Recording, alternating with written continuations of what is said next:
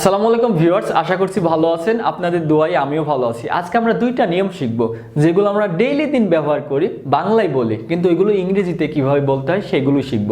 অজুহাতে আমরা প্রায় বলি যে সাকিব অসুস্থতার অজুহাতে কলেজে যায়নি, তারপরে দুর্নীতির অজুহাতে তাকে চাকরিচ্যুত করা হয়েছিল। এগুলো কিভাবে ইংরেজিতে বলবেন?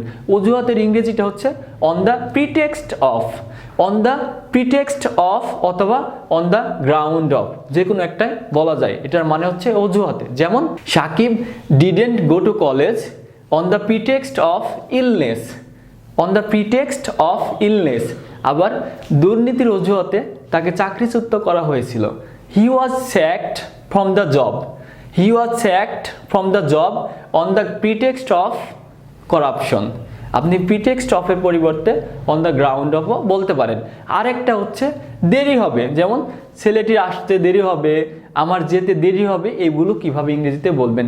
দেরি হবে লেট ইন, লেট ইন, আর তারপরে ভার্বের সাথে আইএনজি যুক্ত হয়। যেমন the boy will be late in going, ছেলেটির যেতে দেরি হবে।